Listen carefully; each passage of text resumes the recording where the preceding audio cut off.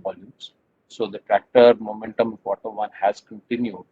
And you can also see that we've been able to build back stock at the end of Q1, which is now at a reasonable level.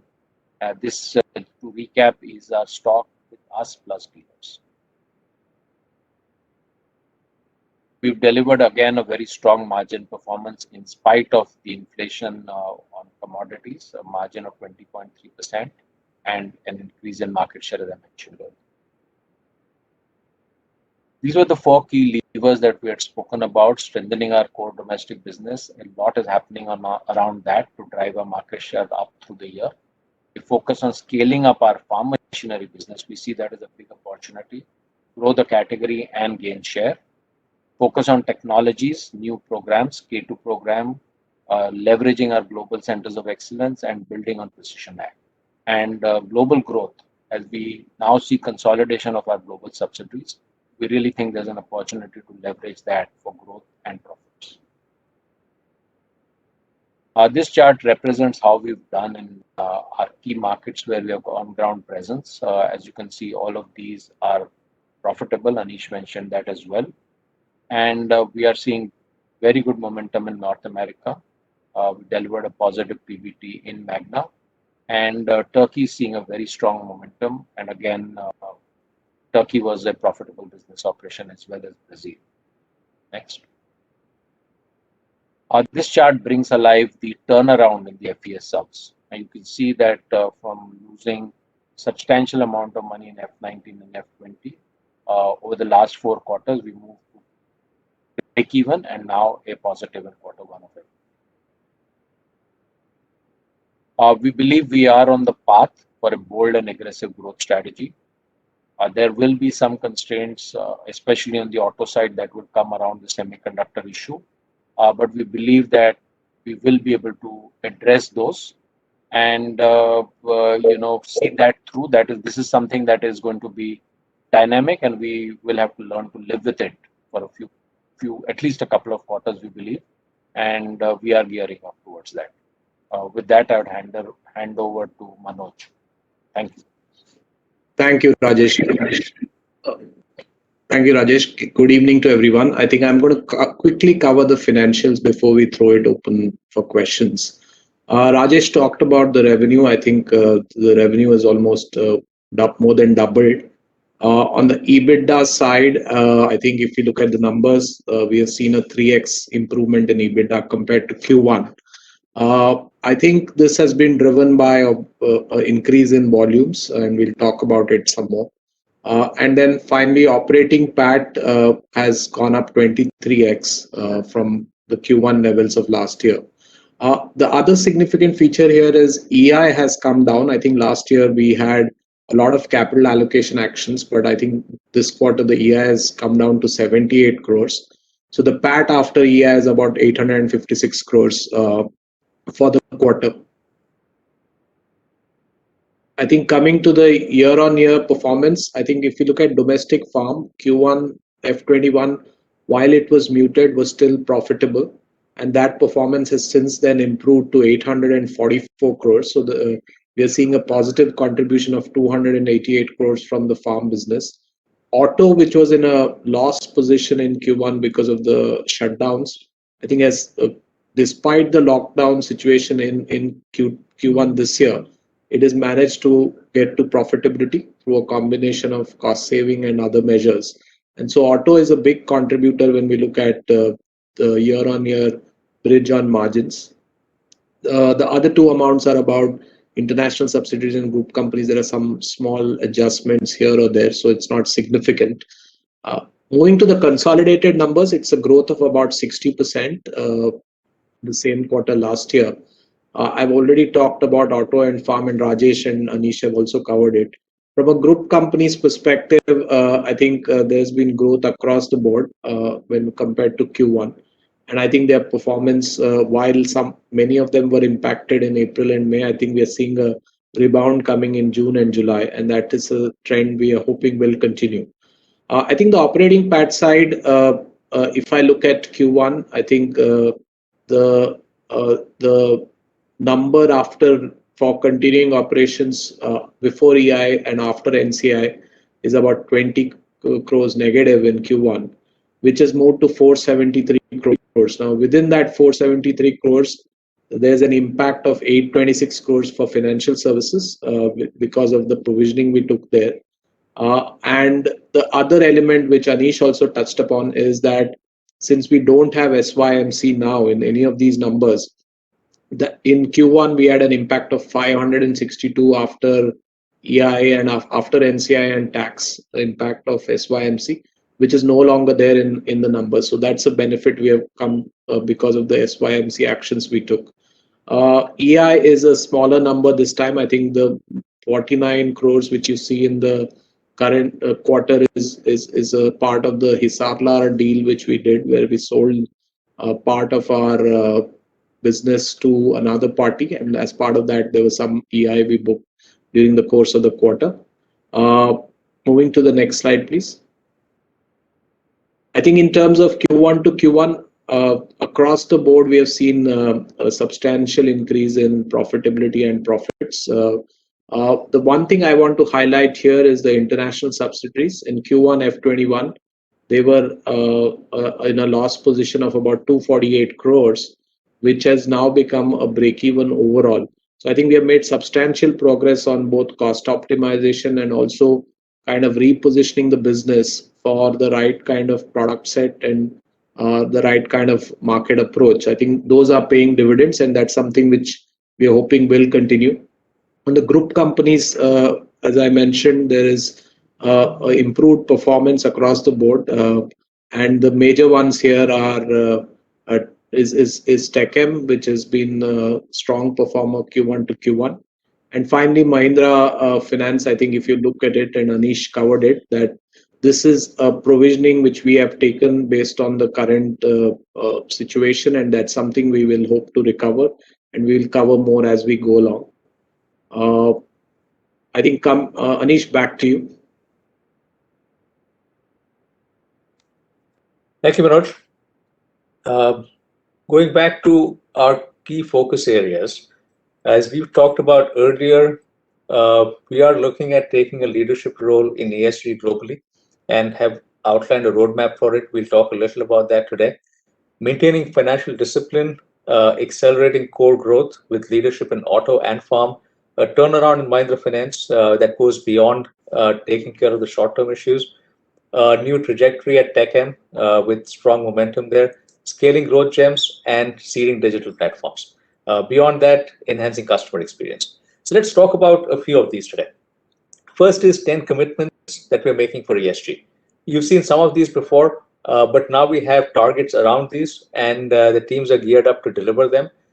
Starting with maintaining a gold standard in governance, being water positive across the group, carbon pricing, RE100, EP100, planting 5 million trees a year, educating 1 million girls a year, supporting 1 million women a year to get jobs from a women empowerment standpoint, zero waste to landfill, and carbon neutrality by 2040 with science-based targets along the way. So a significant set of commitments that we're making to really be able to make this real, to really live our purpose. I do want to come back to this slide because you've seen various versions of this over the last year. And the promise we had made was by March 31st, we would categorize all the companies into A, B, C, which we did. We had promised that we would take actions on the C companies, which we did as well. And what we had also promised was milestones for everyone in A and B, and continuing to maintain the discipline for companies that don't make the cut that may come into the C category. So what we show here first is a report card in a sense. Under category A, PMTC has had some COVID impact in terms of various challenges on supply chain, but it has still performed quite well based on the challenges. Fundamentals are strong. And on the farm side, as we look at the farm subsidiaries in category A, we've seen a very significant turnaround from a 103 crore loss to a 37 crore profit. Similarly, in category B, APF has launched or will be launching the Batista soon. And even in this category, the farm subsidiaries have shown a very strong performance. from a 17 crore loss last year to a 22 crore profit loss in the fourth quarter of fiscal 21 and a 31 crore profit in the last quarter that we are reporting right now. Beyond that, we have put two businesses in category C, and we have taken action and they have been sold already. One is the metal fabrication unit of Hisarlal, which was one of our Turkish entities, and second is the dairy business that we had as part of our agribusiness. So we will continue maintaining this fiscal discipline, continue monitoring categories A and B closely, and where they don't make the cut, they would fall into category C. For leadership in auto, there is a series of actions that have been laid out with 23 new products by 2026. 9 of them are in the core SUV segment. This is obviously in addition to what we've launched already, the Thar, the XUV 300, but you see great traction on things that we have launched. The Bolero Neo is taking off quite well, and we're very optimistic around all of the excitement that is being created for the XUV 700. So stay tuned for that.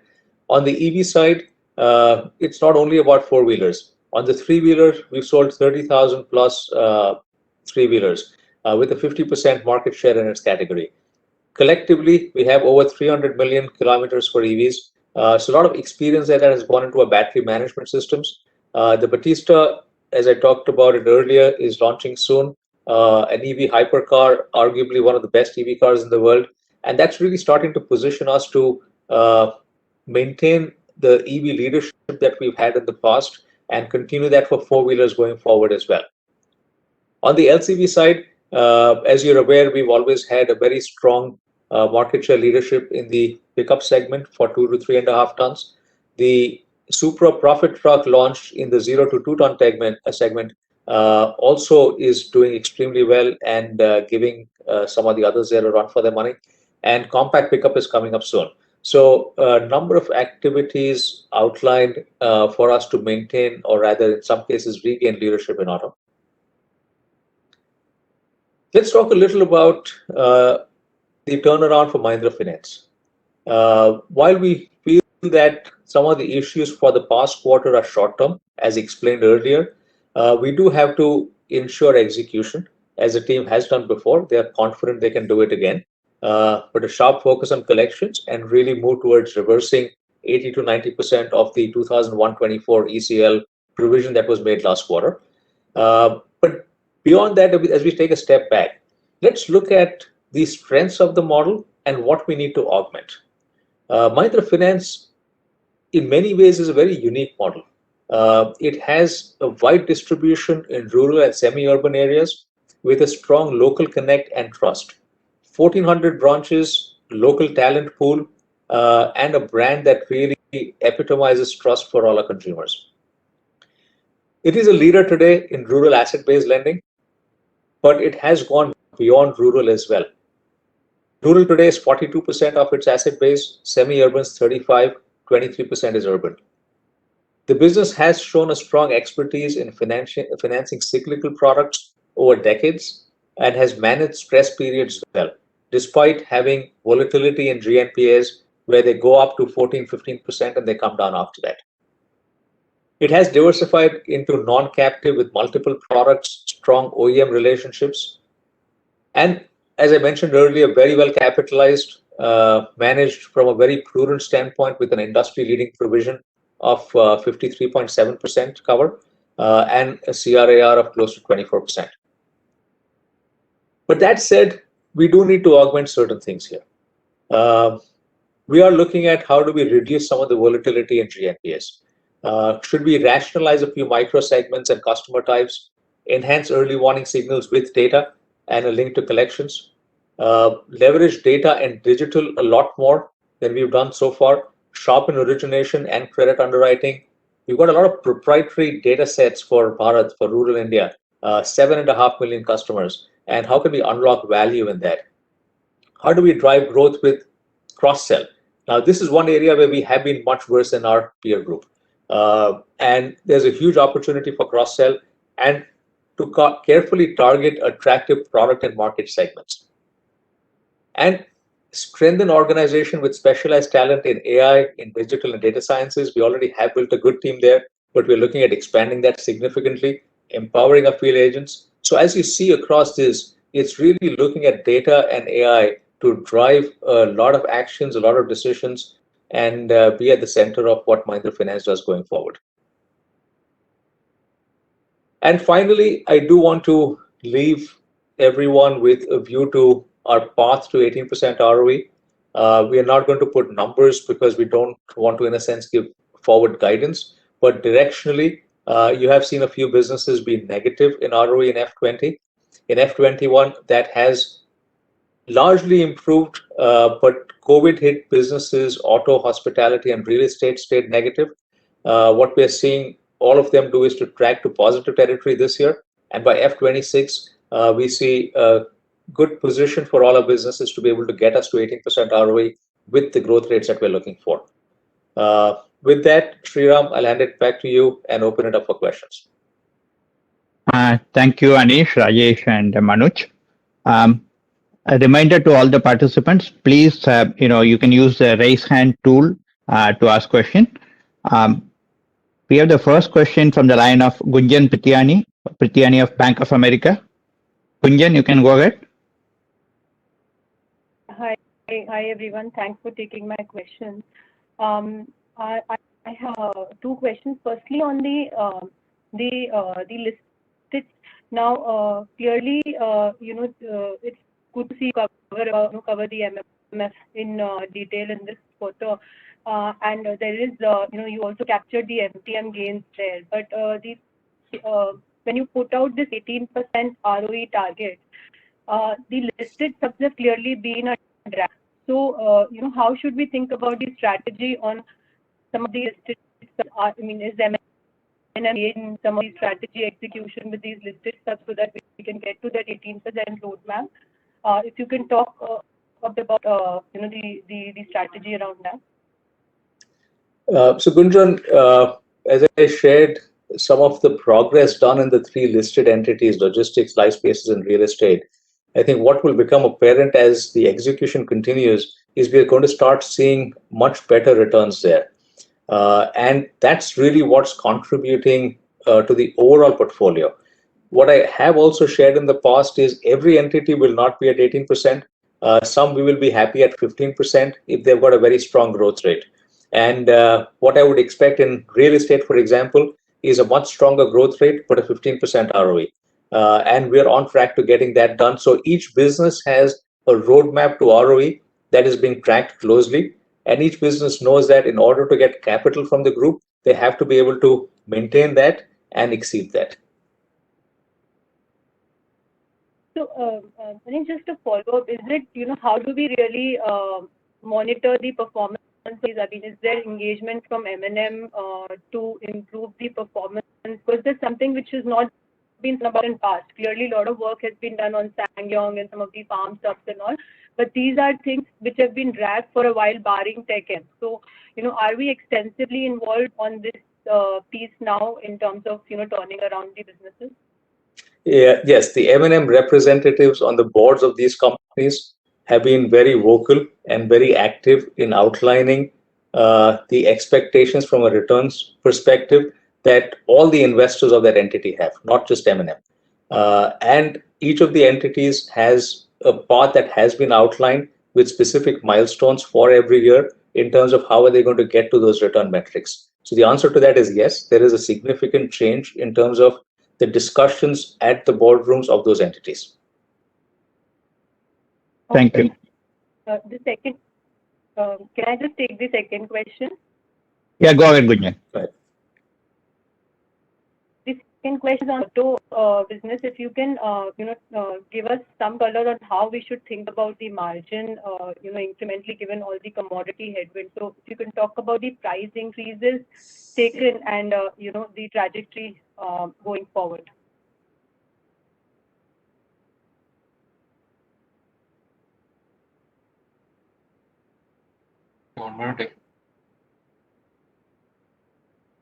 Yes, Gunjan, clearly there has been an unprecedented level of inflation or commodity prices across the last 15 to 18 months. It's something we haven't seen before.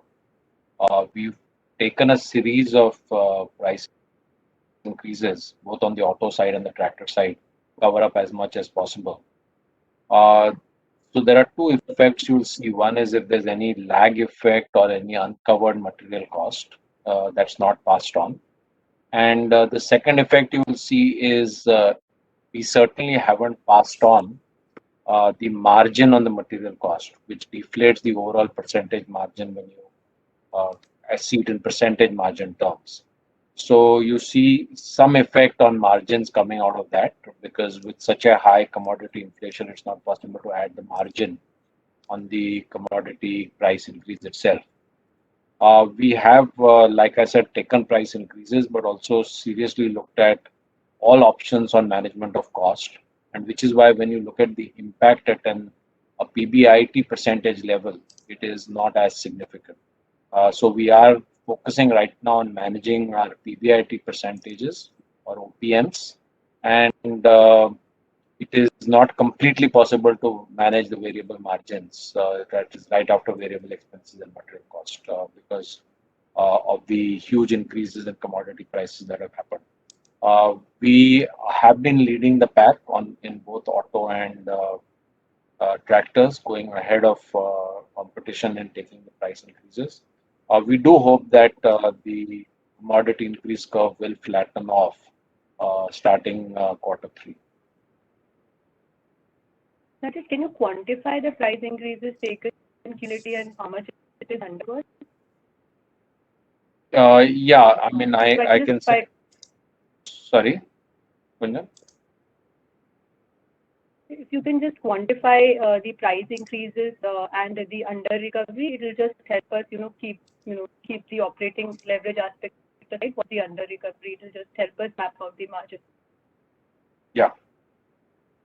Well, there's very little under recovery fundamentally by way on the tractor side. We passed on everything, and we've taken 3 price increases this year in January, April, and July. The latest one that we have taken in July was approximately of the order of magnitude of 18,000. Of course, it varies depending on model to model. On the auto side as well, I think we've taken 3 price increases this year. We can give you the specific numbers separately if you like, Gunjan. So Sriram can connect with you and share that. Sure. Yeah. Thank you so Yeah. much. Thank you, Gunjan. The next question is from Kapil Singh of Nomura. Kapil, you can go ahead. Yeah, hi, my question is for Rajesh. I wanted to know in terms of the demand environment, both for UVs and tractors, where are we in terms of booking inflow? Related to that, if you could also talk about chip shortages, because in July we have seen probably one of the highest volume numbers for UVs in last 2 years, and maybe even that doesn't represent the underlying demand. So on chip shortages, what are the actions you have taken? And some of the OEMs have talked about the fact that it has gotten worse for them than expected. So from your perspective, are things getting better, or we don't know at this point of time? So that is the first question on autos. Okay. Thanks, Kapil. So on the demand side, on auto, as I covered in my presentation, we see strong demand for our brands. And overall, I would say reasonable level of buoyancy, even for the auto industry overall. But in particular, our brands are in very good demand, and rightly pointed out, we did have a very good month of July. On the tractor side, the demand did start picking up from June. There is a regional skew. The southern markets have done better than markets like UP and the eastern markets. That's also because the rain dispersion was better in the south and west markets and has moved towards UP and eastern markets later to July. So there has been some dampening of the sentiment that happened, though that the rainfall has caught up there as well. So the tractor demand did get very strong through June and July. The reason we still maintain a conservative outlook for this year is because, as you know, last year was on a very, very high base. And the last year base started building up from July, August onwards. So to compare the first 3 months of last year, growth over first 3 months of last year, we don't think is representative or the right representative way to look at the full year. Because the so to say non-supply that happened in Q1 due to large COVID shutdowns, manufacturing and sales last year did get compensated through July, August, September on the tractor side. So we don't think that's the right way to compare, and that's the reason we still stay with low to mid single digit kind of forecast on the tractor side for demand. Of course, we all know in the tractor industry these things change, and there could be an upside, but right now we won't count on that. On the chip shortage, uh, yes, there is a tightening of chip availability. It's something that we need to work around. A lot of that is happening because Malaysia, which is a key source of semiconductors, has got into COVID lockdowns in August or through later part of July and in August at the moment. And that's the reason there is a tightening of that. We will really have to wait and watch, but we believe that we should be able to navigate that through and are hence going ahead with our launch plans for XUV700. But clearly, there is a tightening, as you rightly said, Kapil, and that's coming out of the situation in Malaysia. Okay. Secondly, on capital, yeah, can I go ahead? Yeah, go ahead, Kapil. Yes. Yeah, just on capital allocation, if you could explain, slide 41, what does the green pluses and stars and 2 plus and 3 plus, what do they mean? And last quarter we had talked about investment of 35 billion. So how much capex and investment we have done in first quarter, and whether those investments are firmed up or they are dependent on some of the events which may take place. So, Kapil, we debated a lot around whether we should show the ROE slide or not, because the one thing that we do want to stay with is not give forward guidance. So, which is where we finally went with a terminology around pluses and stars. The star essentially means that it is well out of the ballpark. It is just so strong that we can't even compare it with any other business. So that's what the star means. But that's something that you and your colleagues are all aware of from a tractor business standpoint. The pluses essentially show a range, right? And all I would say there is a single plus is not acceptable for us. 2 and 3 pluses are better. And I would stay at that right now, because if I start giving numbers, it will start really becoming forward guidance for many of those businesses. Some of them are public entities as well. So at this point, the basic message there is we have a clear track for ROE for every entity, and that track meets what we're looking at from an overall portfolio perspective. Second, with regard to your question on the 3,500 crores, at this point in time, it is not firmed up. Right? This was given more as it could be that much over the next 3 years, just in the spirit of being completely transparent, saying if we do need that to create more growth, to have a growth gems get to $1 billion market cap, that is the max we would do. It is very likely that we may use only half of that, or maybe even less. Right? At this point, we have visibility for 10% of that. So 90% we don't have visibility. We will maintain a very strong lens with regard to is it giving us the returns we want or not. And if it is not going to give us returns, we won't use it. In many cases, for our growth gems as well as our digital platforms, we will seek outside capital also. And where we feel outside capital will help grow that business faster, that will reduce the need for us to put in more capital. In the first quarter, I would say that we put in a small amount. At this point, I don't want to deviate from our practice of not disclosing that quarter by quarter, but that's something we can possibly do as we go forward. But it's a very small amount at this point in time. And as I said before, most of the 3,500 crore is not something that we are looking specifically at. Here's where we need to put it. Only if we do need to put it to create value, we will. Thank you, Anish. Thanks a lot. Yeah, thanks, Kapil. The next question is from Itesh Goyal of Kotak. Itesh, you can go ahead. Thank you. Just to follow up on the tractor piece, Rajesh, like you said, it's too early to give a, direction on the growth outlook for this year. But we have not seen this kind of 3 years of monsoon being good. The reservoir levels are at 10-year high levels, right? If you compare with the 10-year average levels, there was issue in sowing, but sowing has also picked up. So I failed to understand why the industry should grow at only single digit this year. I mean, already first 4 months, you've seen a 40% growth. So are we indicating a decline in the rest of 8 months? So what are the things you're seeing on the ground? Because to really make that call, or you think it's more of a conservative guidance in the the overall outlook should improve, because second quarter should also be a growth quarter, right? So No, so Hitesh, right? Get the name? That's right. Hitesh. Hitesh. Yeah, Hitesh.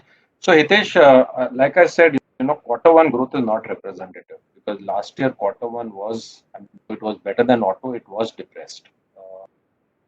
Most of the markets were shut from 27th March or 23rd March actually all the way through May, and everything, including dealerships, factories, uh, were all shut. So I don't think it's right to judge this year based on the quarter one growth. Like I said earlier, July, August onward, we started seeing phenomenal growth. So let's keep in mind that last year saw 25% plus growth for the industry in spite of 1.5 months being washed out. Now, that is unprecedented as well. So that's the reason we believe we are on a high base. As we all know, the tractors sell in 2 seasons of the year. And if we see a very good festival season, which hopefully we will, obviously the year will end up better than what we're saying. But we think it's a little early to reach that conclusion that on such a high base year, we will see anything more than single digit. sure. Just a follow-up question on the tractor implement space. Can you give us the market size of the tractor implements, say in FY21, and what do you expect in FY22? And what is Mahindra's revenues as a group in tractor implements? So if you can give that now. Only domestic you're talking. Yeah, domestic. Yeah. So it's not always easy to get these numbers because many are not published. But our guess is that the farm machines, not only tractor implements, so I'm including harvesters and all the self-propelled products, would be in the region of about 5,000 crores. We are at about 10% share of it. Okay, great. So we're in the region of about 500 crores. Great. And I will also add that today it's an industry that's highly unorganized, and we see huge potential in that. So if you look at that industry as a percent of the tractor industry in India, it's a small fraction. And we've talked earlier about globally that is 2x the value of tractors sold. So we see huge potential in India, and we are looking at a significant growth in farm machinery over the next few years. Good. Thanks, Anish. Thanks, Rajesh. Yeah, it is just to clarify, the 5,000 crores is organized. Sorry, 5,000 5,000 crores crores is organized. There is organized. a huge unorganized on top of that. So who would be the bigger player then? Sorry to just follow up that, because you're only 10% organized. So So that's the thing, right? There are many players even within the organized sector. So there is no like one player who is a very large quantum of it. You have multiple sets of people, there's Shaktiman, so on and so forth. So, but they're all in the region. So we're not very far off, but there's no one player who is dominating the industry. okay, great. Thanks, Rajesh. Wherein lies the opportunity as well. Yes. Yeah. Thanks, Hitesh. Thanks, Anish. The next question is from Binay Singh of Morgan Stanley. Hi team, thanks for the opportunity. The first question is on the auto sector gross margins. Like Rajesh pointed out, there is some bit of under recovery on the auto side. Could you quantify that? And linked to that, given your order book and given the new launch, it seems that in the coming quarter, your share of new models on the auto side will rise. So will that have an adverse impact on gross margins because new models are typically launched at introductory pricing? Or you think you'll be able to offset that? So that's the first question. Secondly, on electric three-wheelers, in the two-wheeler space, we are already seeing an inflection, but not so in the three-wheeler space. So what do you think is sort of missing over there? Thanks. When going to be hard for me to answer the question because it will lead to giving a guidance. So I'm not going to be able to give you a specific response on quarter 3 margins. Uh, we haven't been able to fully recover our material cost on the auto side because the increases have been significant, and we also want to right now not go too much ahead of what others are doing because we do also want to get our volume momentum back, and we believe that's very crucial for setting up our future. But we have been taking very good price increases. We'll share those details in 5 minutes. Uh, the In the second quarter, it's again there is a cost or commodity increase, so it's not stopping yet. We hope it will in quarter 3. Uh, and I mean, you are right about the fact that new products are on lower margins, but we do still have a very strong momentum on our current product. So pickups is very strong, Bolero is very strong, Scorpio is very strong, and so you know we are not expecting that at the moment new products is going to be overwhelming majority of it. Oh, okay. Thanks for that. And on the electric three-wheeler side, Sorry. So on the electric three-wheelers, there are two parts to it, right? One is the passenger and one is the load. Load is has a good demand. It Though it does need a lot of local level approvals and so on, which take some time to get into momentum. And I think that is not the case in the case of two-wheelers, which is personal use and buying.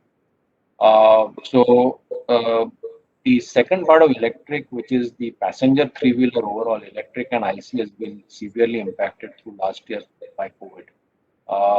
And that is not yet seeing a recovery, the passenger three-wheeler segment. So that's one of the reasons why even the electric three-wheelers is not as buoyant.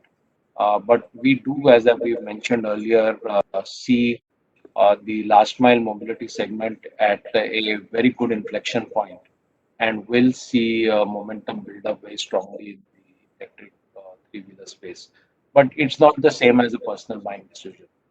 It does need fleet operators or individuals to come out, replace their current product, buy a new one, figure money out. So it is very different than what's happening in the personal use two-wheelers, where there is a high bias towards owning personal mobility solutions. Okay. Thanks for that. Thank you, Binay. The next question is from Jinesh Gandhi of Motilal Oswal. Jinesh. Hi. My first question pertains to our. Can you give an update on Sangyong divestment, where we are and how long do you expect that to play out? And second question pertains to the inventory. So, given the chip shortage issues, we have been building up inventory on the auto side. But given the outlook or uncertainty of outlook in tractors, why have we been looking to build up inventory? So those are my two questions. Thanks. I'll take the first one on Sangyong, and then Rajesh will take the second one. The court process is underway, going along the lines that we had expected. With one thing that we had not expected is there are a lot more buyers for the business than we had anticipated, and that's a positive in some ways for us. But we will have to wait for that court process to play out, and that will then give us a sense of how much we can recover from it. Currently, we have provisioned everything that we think is prudent and adequate, and at this point in time, we feel fairly comfortable around that. But it will take the next few months for the court process to get over and get an answer to it. Yeah, Jinesh. So on your specific question around why are we building tractor inventory, we're not building tractor inventory which is out of whack with what we normally do leading into the season. We have to realize that when we are talking about the current season, in an absolute context, it's going to be a very big number. Point is, so was last year's season, and that's the reason we are not very sure about the quantum of growth this year, because last year saw a huge increase, which, like I said, was also build up of the start of the year, which is quarter 1 of last year, not being operated. So there was a pent up which moved in. As you know, we lost a lot of market share last year.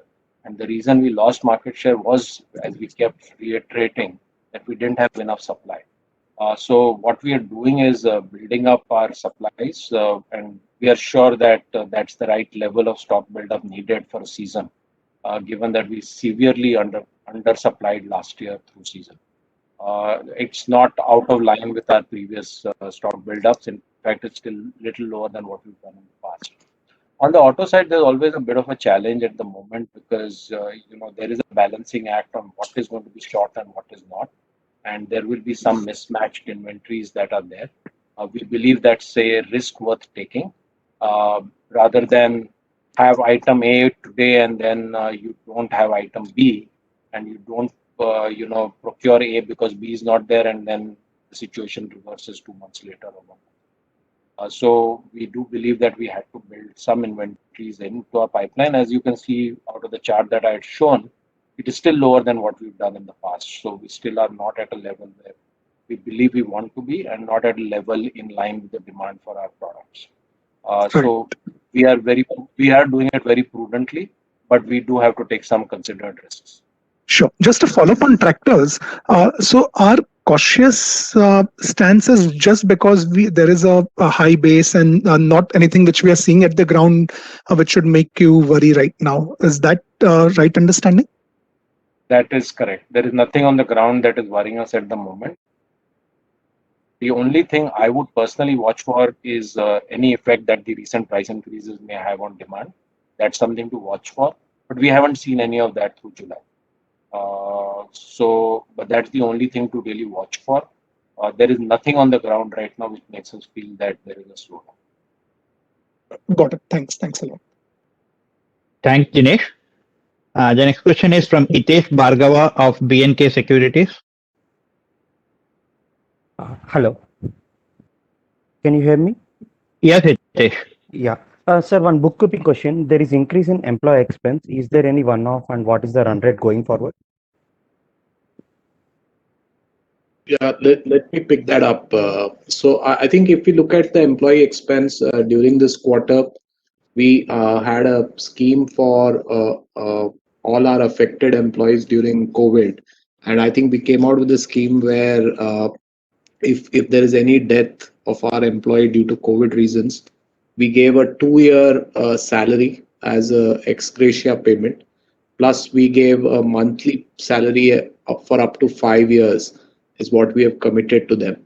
In addition to that, we said that the children education up to grade 12 will be covered. So I think it's part of a larger package which we have came up with, which is for all employees and also some dealers. So in the employee expense piece, there is about 43 odd crores of expense which is there. But I wouldn't call it a one-off because I think our salary hikes are coming in effective August. So I think on a steady state, I think while that might go out, we might have this impact of some of the salary hikes. So from a steady state perspective, this might be a good number to go with in terms of employee cost. Thank you. My next question is regarding the tractor inventory.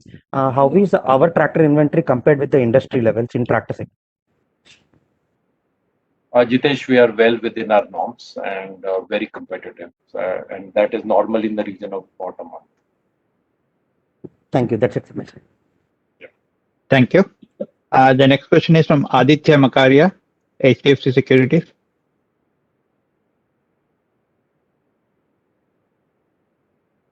Aditya? Yeah, hi. Am I audible now? Yes, you are audible.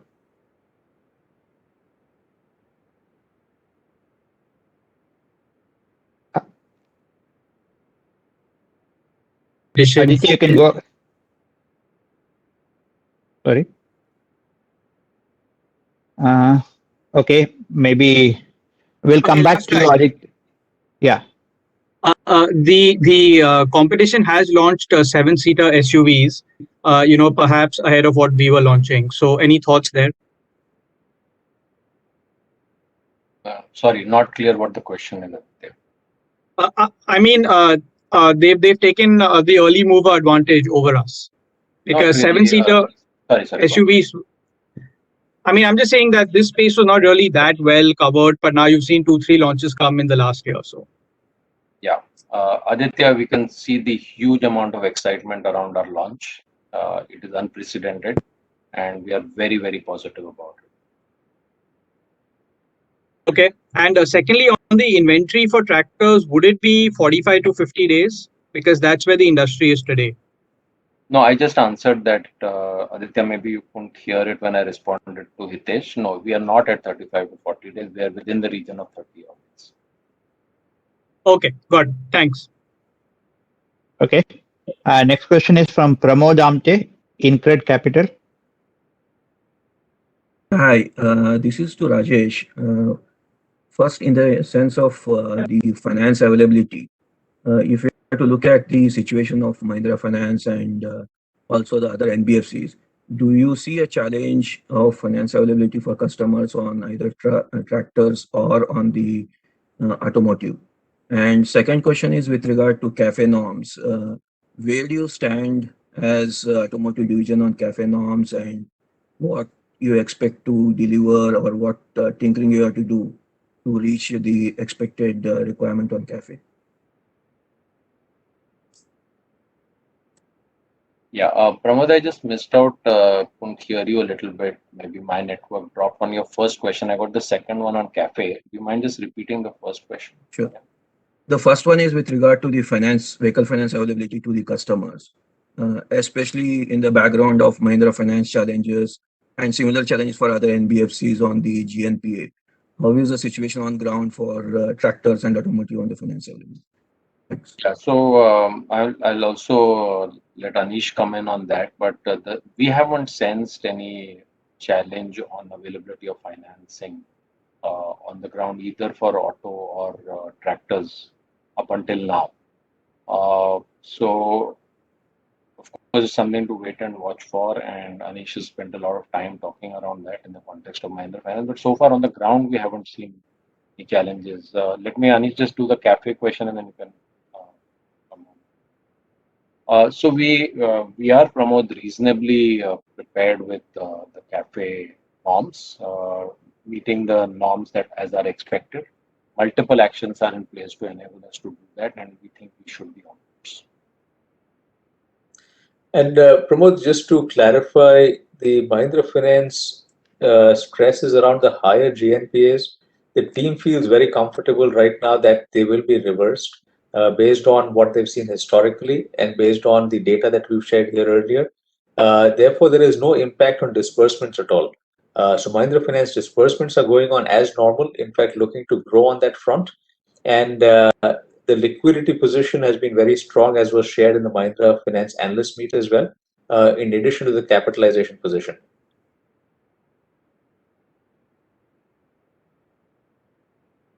Thank you. Pramod, you're okay. Next question is from Sonal Gupta of L&T Mutual Fund. Sonal, you can go ahead. Yeah, hi. Good evening. Thanks for taking my question. So just first question on electric three-wheelers. Could you talk about what is the sort of capacity you have, and what sort of, run rate ramp-ups can we see if the demand is there? And secondly, on the financing piece for EV three-wheelers, is that figured out? What percentage of EVs are currently being financed, three-wheelers? Yeah. So on the electric three-wheeler, I'm guessing your question is more around our readiness on capacity. Is that right, Sonal? Yeah, both on capacity and then on the financing part. Yeah. Yeah, sure. The financing was the second question. So your first question was related to capacity, right? Okay, both are part of the first question, actually. Sorry. Okay. So, like I said, we are seeing very good traction on the goods segment. That comes out of two segments, so to say. One is the e-commerce players, and the e-commerce players are looking at a significant pickup. And as you know, we have spoken about our tie-ups with people like Amazon in the past, and we see good traction coming out of that. The second clearly is, as we've launched Trio Zor and now expanding the network for that, we are seeing again very positive response, but clearly there is a value proposition in it based on the cost structure.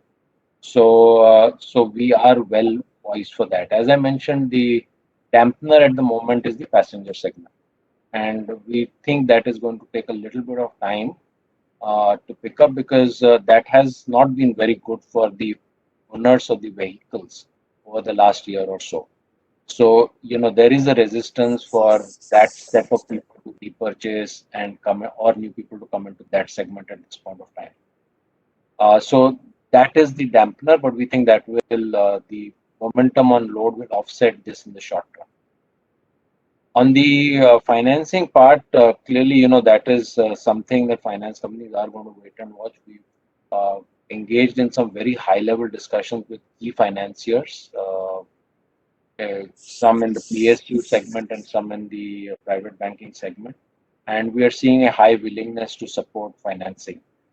Clearly, there will be a little bit of a wait and watch as resale prices get established and so on. But we are seeing a reasonable momentum. So this, when any new category is getting created, there are going to be some barriers to change, and working around the financing situation is one. Anish, you want to comment as well on the financing? Yeah, I think it's just finance is getting comfortable with the product, which is part of any product evolution. So we don't really see too many challenges on that front.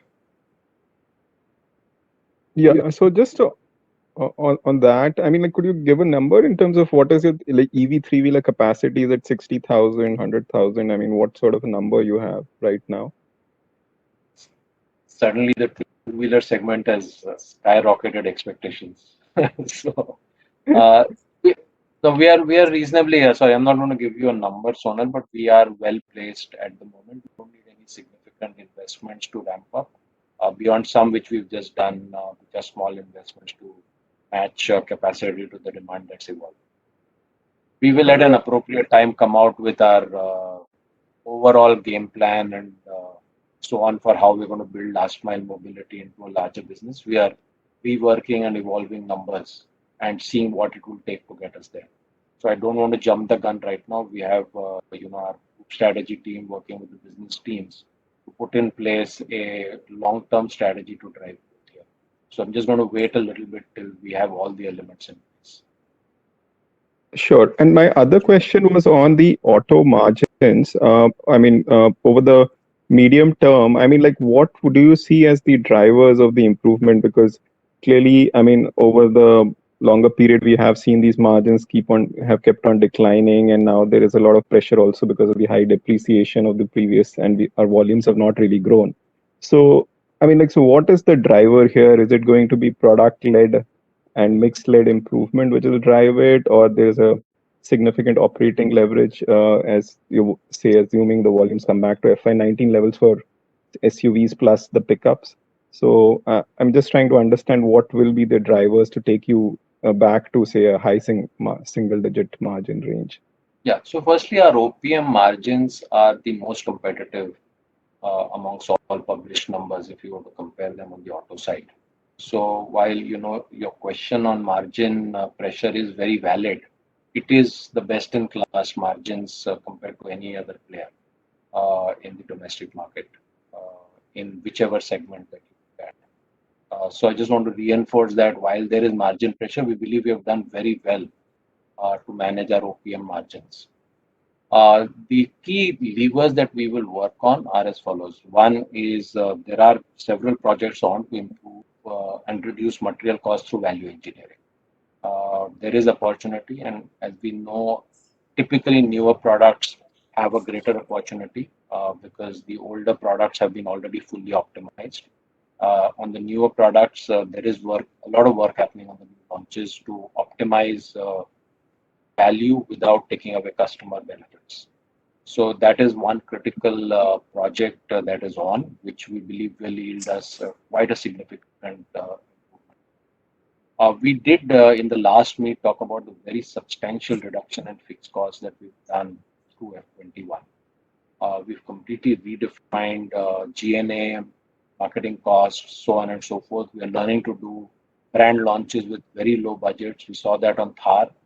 You're seeing that on XUV 700. All this excitement is being created with very, very little mainstream media presence. So that is a critical lever that we are working on. Certainly, operating leverage will kick in as volumes go up. And it is unfortunate that we are not being able to fully leverage the demand that we have for our products. And we think that will even out in the next few months. So I think what we are focusing on is driving material costs down of the newer launches, uh, focusing on managing our fixed costs very well. I think the number we had shared last time was an 800 crore reduction and on the auto business. And of course, mix does matter. And we are taking price increases appropriately. Hopefully, the commodity cycle will start moving downward and creating. But just want to reinforce again that our margins are very Sure. Thank you. Thank you. Thank you. We'll just take two more questions. Chirag Shah of Edelweiss, can you please go ahead? Yeah, thanks for the opportunity. My first question is on the subsidiary farm subsidiaries. There is a significant improvement sequentially in on the margin front. So how much of this is seasonality one, and how do we look at the margins that we have reported sequentially at 5.7%? What is the scope of improvement? Should I take that? Yeah, go ahead, Rajesh. Yeah. Chirag, hi. So firstly, it's a trend which is not just a coincidence. We've really worked very hard on restructuring each of these companies and each of these organizations. And in each of these organizations, we have worked on significantly bringing down the break-even point. Even in a company like Mitsubishi in Japan, where it is very uncommon to do restructuring and voluntary retirement schemes, we have very successfully done that in December of last year. Turkey has gone through significant manpower, cost, and other business model restructuring. And a lot of work has happened in Magna, where our costs have been brought down to make us very competitive and a key focus on bringing down break-even points. We are seeing the effect of all of that. Now, of course, there is an upside at the moment in demand in some of the markets like Turkey. But let's keep in mind that Turkey had a huge fall on industry size. Right? So if you go back 3 odd years, the industry size was the tractor industry was in the region of 65, 70, 72,000 odd tractors a year, which had fallen to as low as 20 odd thousand tractors a year. So when we are now looking at growth on that, it is growth on a hugely depressed industry size that had happened 2 years back. So we don't think that this is a cyclicity. Of course, in every tractor market, there will be some highs and some lows, and volatility is a part of the business cycle. But we think the efforts on restructuring our costs and strengthening our value proposition is what is being yield results. Chirag, does that answer your question, or did you have anything else? No, yeah, this was helpful. Second was on the automotive side. If possible, can you indicate the impact of negative operating leverage sequentially? Because is it possible to indicate how much is the negative, which will come back as volume normalize for you? Say if we go back to Q4 levels, how much of this negative operating leverage will reverse?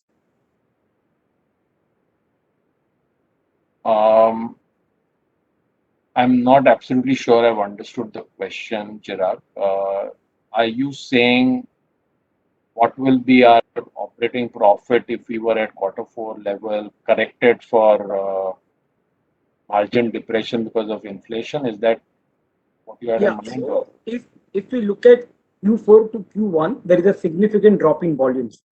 Okay, so that there will be a negative operating leverage impact on various aspects of business. Yeah. Can you just indicate how much that could be? So when things normalize for us, what is the right level of operating profitability one should look at? I'm not sure how to answer this question without giving a very definitive guidance. Manoj, do you want to comment on any thoughts? I think let me just suggest one thing here, because there are various variables there. So we can talk about it in the sense of keeping everything else constant, but that might cause more confusion. So my suggestion would be we'll have Sriram work with you offline, Chirag, to look through the various variables and be able to point out what's happened in the past, what has changed from there, and that will give a clearer picture. Thanks. And just one clarification, Rajesh, you mentioned that you indicated that in autos, new models tend to have lower margins. I presume that is at EBIT level and not necessarily at EBITDA level. Because of higher depreciation, the EBIT margins would be initially lower on the new launches. Is that the right assumption? It depends on the pricing strategy, Chirag. So I wouldn't want to give a generic answer. There are products which we price very aggressively to win, and there are some where we don't need to do that. And so the answer will vary depending on how strong a pricing stance we need to take to break into a segment. Yeah, so basically, Chirag, that's not a generalization because, as Rajesh said, pricing strategy is also temporary because it might be aggressive for the first 6 months or the first 12 months and then catch up again. But in general, it would not be fair to say that new products have lower margins. It will depend on the pricing strategy and for what time period. Yeah, thank you. Thanks, Jack. So, just to give you a perspective, we held on to Thar prices because we didn't want to put off customers who had a very long waiting period. Right? That's a conscious call we took to all the commodity increase because it would have really upset customers who had booked when we were launching and then got a waiting period of 6 months, 8 months, 10 months. We normally don't do that, but in the case of Thar, we decided to protect given the huge demand that had happened right up front. So, these are things that do have effect and it varies from product to product and time to time. Yeah, thank you. Okay. Okay, we have the last question from Nitij of Jefferies. Nitij? Yes, hi, good evening, and thank you for taking my question. So first question is, see, if I look at the gap between the consolidated and the standalone profits between the fourth quarter and the first quarter, so that seems to have contracted, even excluding the Mahindra Finance issue. While you mentioned that pretty much all subsidiaries have seen an improvement in profits sequentially. Is there anything which is dragging your subsidiary contribution on a QOQ basis, or am I missing something there? I think at this stage, it's essentially Mahindra Finance for this quarter. And if you take Mahindra Finance out, then consolidated goes up significantly. And there, as we said, it's what the Mahindra Finance team believes is a short-term issue. But is there something else beyond that that I'm missing in your question?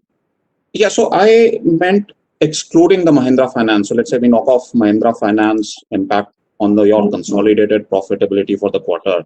Yes. I mean, broadly, what it seems is that the implied profit contribution of subsidiaries is down from about 800 crores or so in 4Q to about 450 crores this quarter. And I mean, you have mentioned on the slides that in most subsidiaries, your profitability has improved sequentially. So I just wanted to understand, am I missing something here? Is there something which is not like to like, or what would explain this? See, if you were looking at standalone after EI, there would be some impairments in the past which are not there right now. So that is one thing that makes that margin narrower. Also, even if we take Mahindra Finance out, we're assuming zero profit for Mahindra Finance at a 1,300 crore level. Right? So if we compare 1,300 versus 934 or 856, right, you typically have a Mahindra Finance profit in there as well. So that would extend it further. Anish, just to add to that, I think from Q4 to Q1, there are several businesses which did decline because of the COVID impact. Is that what you're referring to in your question? Yes, possibly. So, I mean, is there anything specific which kind of? No, I think my only commentary there would be, I think if I look at many of these businesses, whether it is hospitality or real estate or logistics, I think April, May were bad, June was better, July is even better. So I think it's just a normal curve. I wouldn't read much into it. As Anish mentioned, the financial services business is the biggest impact. Okay, understood. Thank you. And my second question is, how are you thinking of discounting in the tractor industry? I guess FY21 would have been a very good year given it was a supply constrained industry. And now we are probably getting more balanced on demand and supply.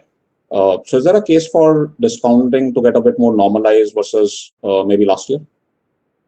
You mean will discounts go up? Yes. See, at least versus last year. Yeah, so Nitish, I think there are two things at play here. One is the discounting, and the other is the price increases. Mhm. Right? So everybody, each player will follow a different mix of how much in price and how much in discount.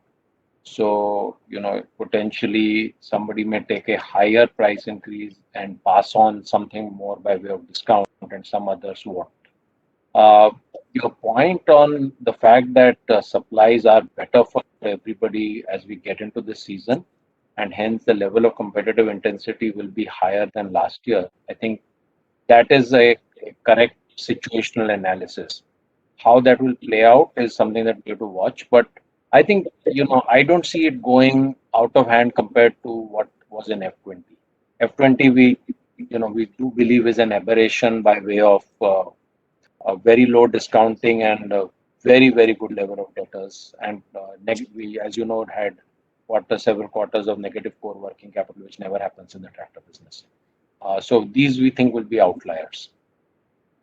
Okay, thank you very much. Thanks for taking my questions. Yeah. Thank you. With that, we come to the end of the conference. Thank you, everyone. Anish, back to you. Yes. Yes. So just want to again thank everyone for making the time today, and we'll be happy to follow up one-on-one if there are more specific questions that we have not answered today. Thank you, everyone. Have a lovely weekend. Thank you. Thank you. Everybody.